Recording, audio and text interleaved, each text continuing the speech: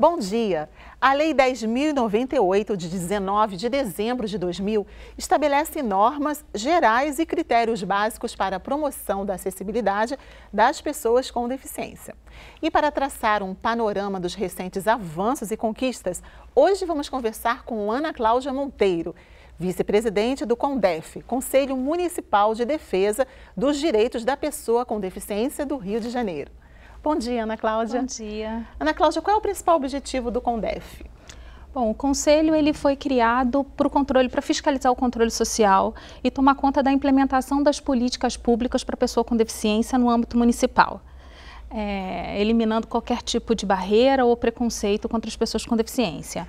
Ele é um conselho paritário, onde metade dos membros são da sociedade civil, instituições da sociedade civil, eleitas pelo segmento das suas áreas de atuação, e a outra metade por secretarias do governo municipal, indicadas pelos seus secretários, para compor esse grupo, e é meio a meio, quantidades iguais. E a ideia é que a sociedade civil consiga uma interlocução com o poder municipal e assim a gente consiga avançar nas questões e na implementação das políticas.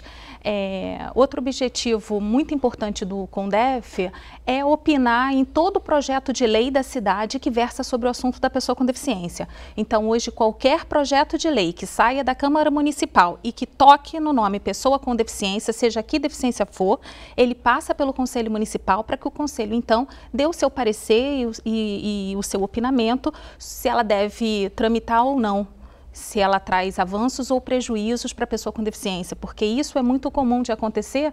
Às vezes o legislador aqui do município não conhece a legislação federal e aí acaba que a lei do município que não esteja em harmonia com a lei federal acaba prejudicando ao invés de ajudar.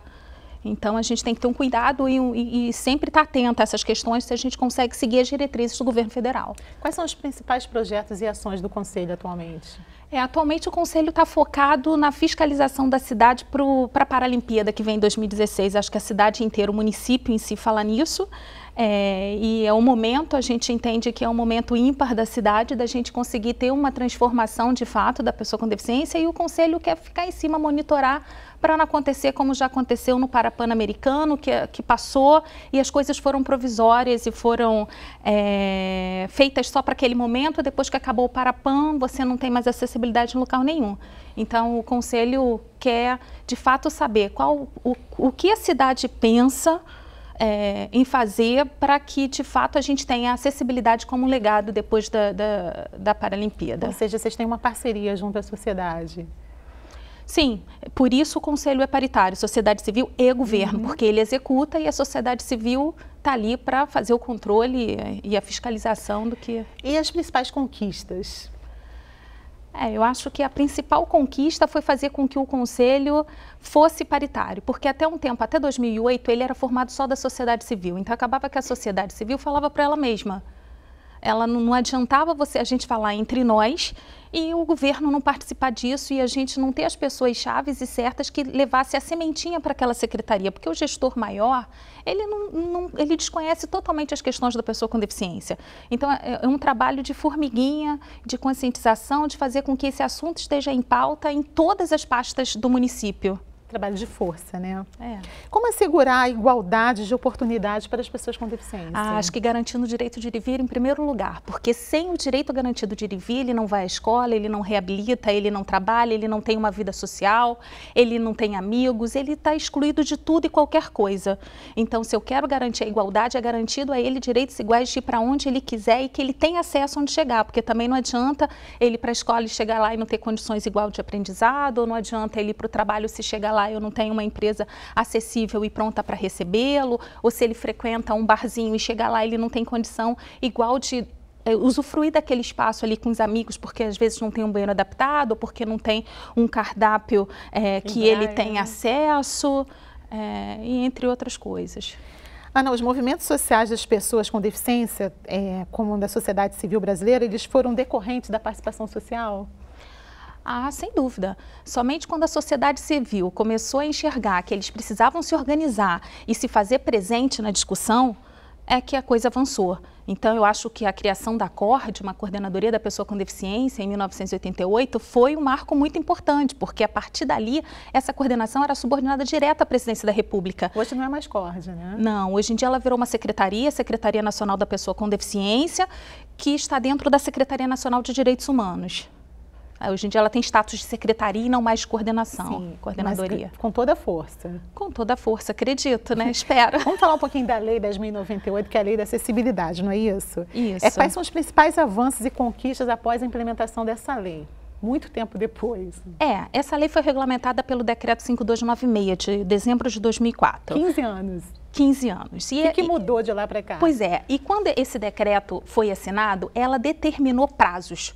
Prazos para que tudo que estava garantido na 10.098 de acessibilidade fossem feitos, porque até então, mesmo depois de anos da legislação, nada tinha sido feito, ou muito pouco, nada seria, mas muito pouco tinha sido feito. Então ela determinou prazos. Prazos para que o transporte fosse acessível, prazo para que os prédios públicos e privados tivessem acessibilidade, prazo para que as pessoas tivessem intérpretes de Libras na escola, para que as pessoas com deficiência visual tivessem acesso à informação, enfim, tudo isso. Então, acho que o grande avanço dessa legislação de 5296, que regulamentou o 10.098, foi estipular prazos, que não resolveu muito, porque os prazos estão todos esgotados e a gente continua sem o transporte acessível. A gente continua, hoje em dia a gente tem um número maior de ônibus acessíveis, claro, temos, mas continua com o elevador, que não funciona. Eu continuo sem poder subir no ônibus, eu não ando de um ônibus, porque eu não posso sair de casa 3 horas antes do meu horário no trabalho e ficar no ponto esperando o ônibus. Então acaba que eu tenho que me locomover de táxi, porque é a única forma de eu conseguir cumprir a agenda e os horários que eu tenho.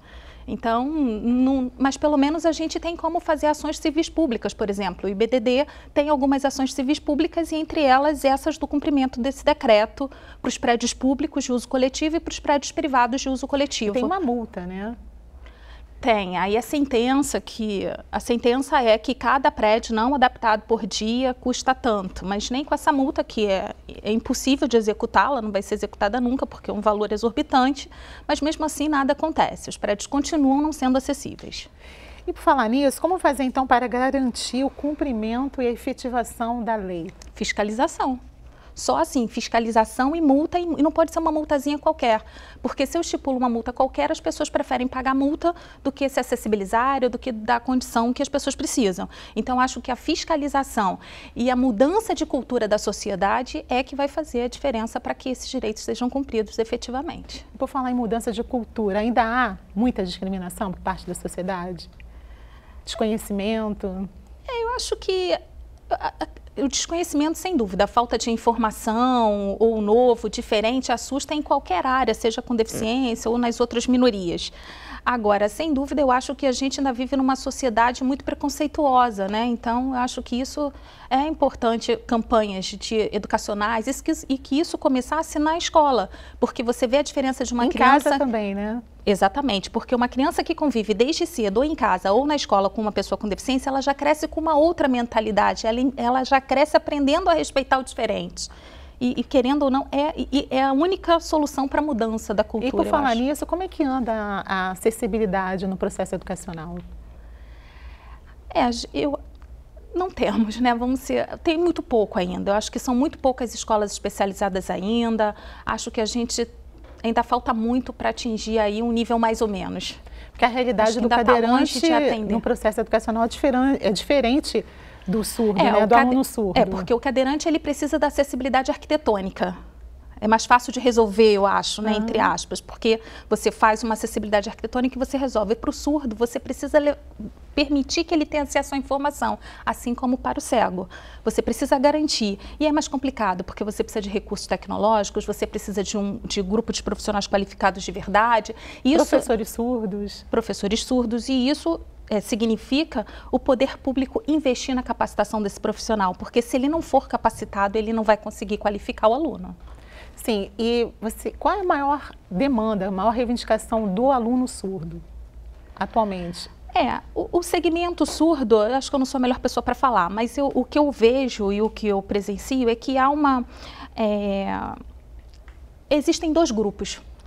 Um grupo que luta pelo colégio qualificado, aquele colégio específico, outro grupo que quer educação regular, da mesma forma que uns defendem o implante coclear e outros são contrários. Então, acho que entre eles mesmo, eles ainda não se decidiram. Mas o fato é que todo aluno tem que ter o direito de escolher onde ele quer estudar, seja num colégio regular, seja num colégio especializado. Então, eu tenho que ter à disposição desse aluno a educação onde for preparada para ele, e ele escolha. Ana Cláudia, muito obrigada por sua participação aqui no Visual. E para você, um bom dia.